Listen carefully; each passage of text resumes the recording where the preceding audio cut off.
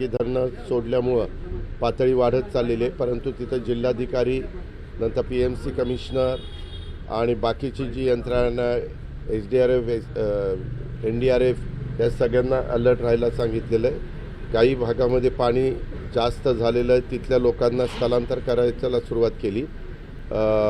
नदीला पाणी आल्यामुळं खडकवासल्याचं धरणाचं त्यामुळं पाण्याची पातळी जे खालचे पूल आहेत ते पाण्यामध्ये गेलेले आहेत, तिथली रहदारी पूर्णपणे थांबवलेली आहे। कुठल्याही परिस्थितीत कुणी तिथं धोकापत करू नये अशा प्रकारच्या सूचना दिल्या आहेत। कोल्हापूरला पण पाण्याची पातळी वाढत चाललेली आहे, कदाचित धोका पातळी ओलांडण्याची शक्यता आहे आणि त्याच्यावर तिथल्याही सगळ्यांना म्हणजे जलसंपदा विभाग असेल, रेव्हेन्यू विभाग असेल, पोलीस विभाग असेल, ह्या ज्या यंत्रणा अशा काळामध्ये राज्य सरकारच्या वतीनं काम करत असतात, महानगरपालिका असतील, ह्या सगळ्यांना सतत सूचना देऊन त्यांना कुठली अडचण आली तर ताबडतोब सोडवण्याचं काम केलं जातं। आत्ता पण मी तुमच्याशी बोलून डिझास्टर मॅनेजमेंट ही आपल्या मंत्रालयामध्ये पहिल्या मजल्यावर आहे, तिथंच मी त्या ठिकाणी चाललेलो आहे। सुट्ट्या अनेक ठिकाणी जाहीर केलेल्या आहेत।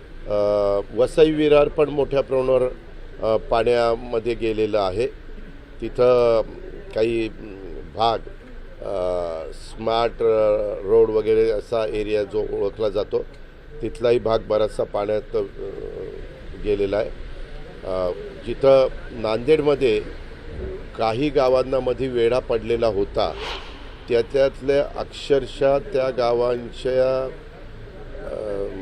लोकांची घरं ही पार पडून गेलेली आहेत। आज लोक तिथं गेलेले आहेत आपलं पुन्हा सामान वगैरे बाहेर काढण्याच्या करता, पण त्याच्या संदर्भामध्ये एकंदरीत सर्वे करून की बाबा ही परिस्थिती कायम राहणार आहे, जर कायम राहणार असेल तर आपण सातत्याने त्या लोकांना धोका येऊ नये म्हणून आपण त्यांचं स्थलांतर करतो आणि अशा सुरक्षित जागी त्यांना शिफ्ट करतो की जेणेकरून पुन्हा अशा प्रकारचा पाऊस झाला तर त्या लोकांना अडचण येता कामा नये, ह्याबद्दलची पण काळजी ही राज्य सरकारकडनं घेतली जाईल। आमचा आपत्ती व्यवस्थापन असेल, मदत पुनर्वसन हे सगळ्याच यंत्रणा ह्या तत्परतेनं कामं करतायत। काल तुम्हाला माहिती आहे मुंबईमध्ये मोनोरेलच्या बद्दल घटना घडलेली होती आणि त्याच्यात थोडं काय होतं आहे, कधीकधी एखाद्या मोनोरेलची किंवा एखाद्या पब्लिक सर्व्हिस ट्रान्सपोर्टच्या मध्ये काम करणाऱ्या ज्या यंत्रणा आहेत त्यांची कॅपॅसिटी नसताना जास्त लोक बसल्यानंतर अडचणी निर्माण होतात, जी काल मोनोरेलच्या बाबतीमध्ये झाली। पण आता सकाळपासून मोनोरेल व्यवस्थित त्या ठिकाणी सुरू झालेली आहे। माझं नागरिकांना पण आव्हान आहे की अफवांच्यावर विश्वास ठेवू नका, घाबरून जाऊ नका आणि साधारण त्या बसची, त्या मोनोरेलची, त्या वाहनाची जेवढी कॅपॅसिटी आहे तेवढीच साधारण बसली किंवा काही ठिकाणी आपल्याला नावा पण करावं लागतात, बोटी कराव्या लागतात, त्या बोटीमध्ये पण असणारी कॅपॅसिटी लक्षातमध्ये घेऊन तेवढेच लोक जर बसले तर त्यांना सुरक्षित ठिकाणी आणता येईल, परत दुसरी ट्रिप करता येईल, तिसरी ट्रिप करता येईल। थोडंसं हे नैसर्गिक संकट आहे, त्याच्यामुळे हे नैसर्गिक संकटावर मात करण्याच्या करता अडचणीत असणाऱ्या आपल्या नागरिकांना बाहेर काढण्याच्या करता, सुरक्षित स्थळी नेण्याच्या करता जी काही खबरदारी घ्यायला पाहिजे त्याकरता रात्रंदिवस सगळेजण राबतायत।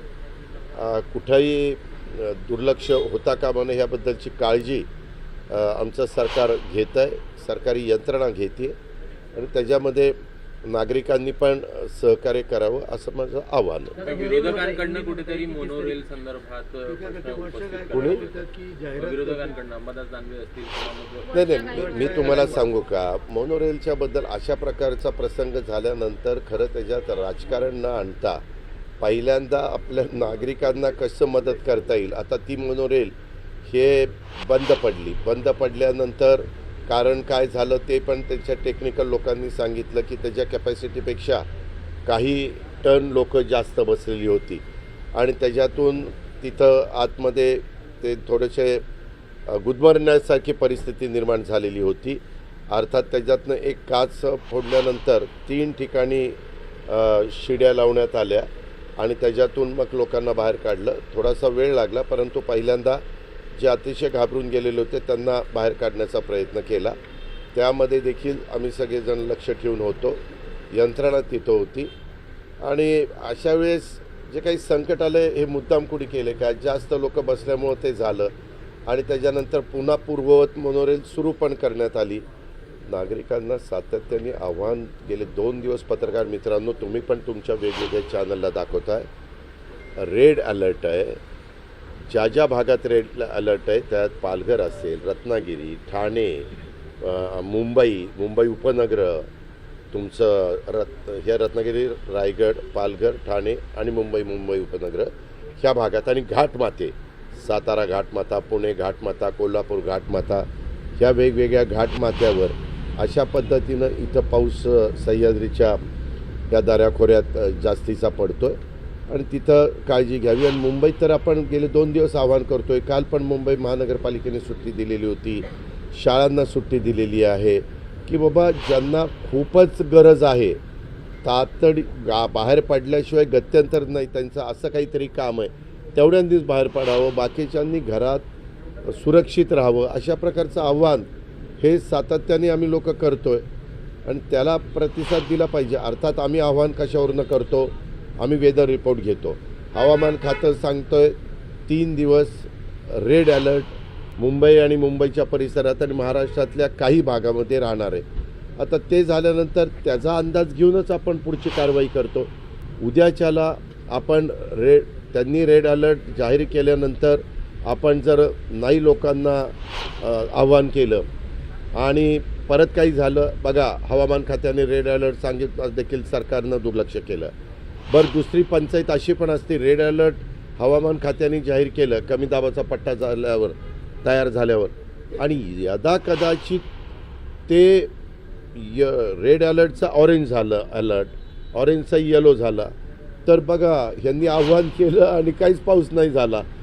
ते थोडंसं अशा नैसर्गिक संकटाच्या वेळेस माझं आव्हान आहे, हे राजकारण करण्याची वेळ नाही आहे.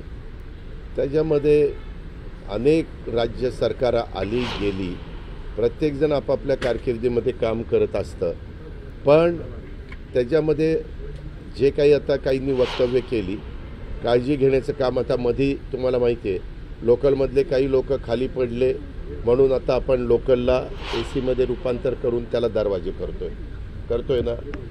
आपली हीच भूमिका आहे. आता आपल्या इथं बहुतेक ठिकाणी ह्या रेल्वे, मेट्रो, लोकल ह्या सगळ्या इलेक्ट्रिकवर चालतात.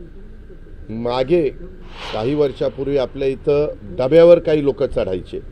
आता परवा पण एक व्यक्ती कारण नसताना तिथं चढली, त्याच्यामध्ये त्याला शॉक बसला आणि तो मृत्युमुखी पडला.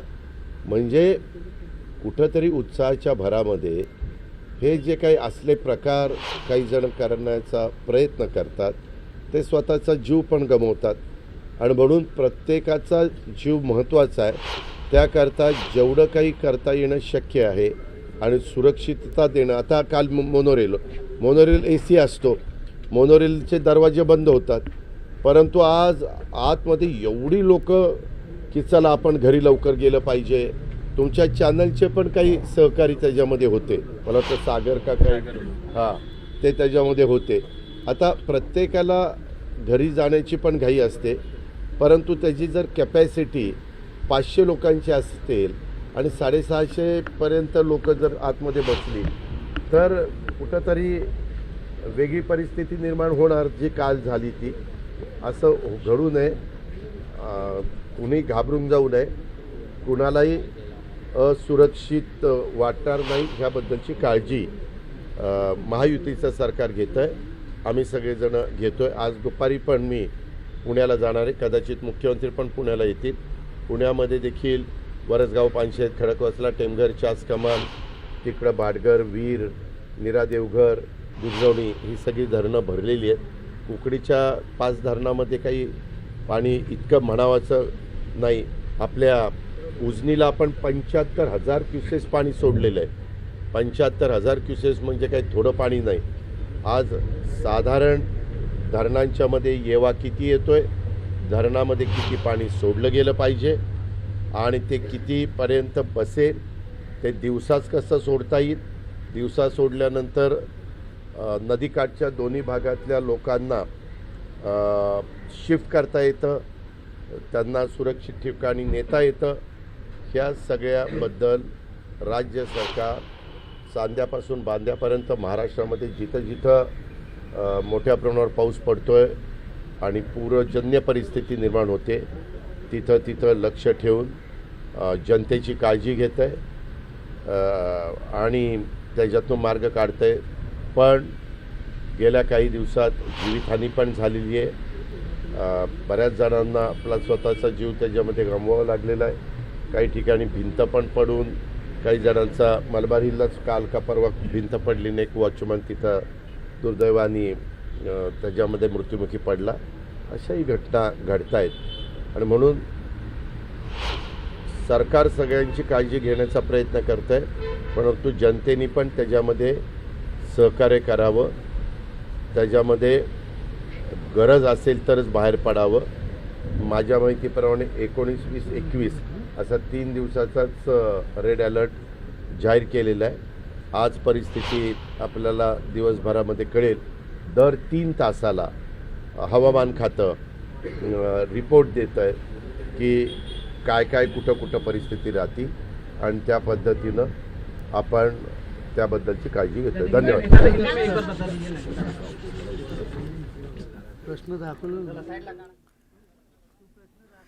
पुण्यामध्ये काही ठिकाणी रहिवाशी सोसायट्यांमध्ये पाणी शिरलंय, त्यांचं रेस्क्यू ऑपरेशन सुरू आहे. या संदर्भात अजित पवार बोलत होते आणि सध्या या सगळ्या नागरिकांची सुरक्षितता हे प्राधान्य आहे आणि त्यामुळे सर्वांना योग्य त्या सुविधा दिल्या जातील आणि सगळ्यांना सुरक्षित स्थळी नेलं जाईल असं अजित पवार यांनी सांगितलं. आज सकाळीच त्यांनी पुण्यातल्या परिस्थितीसंदर्भात त्याचसोबत एकूणच राज्यभरातल्या पावसाच्या परिस्थितीसंदर्भात भाष्य केलं पत्रकारांशी बोलताना.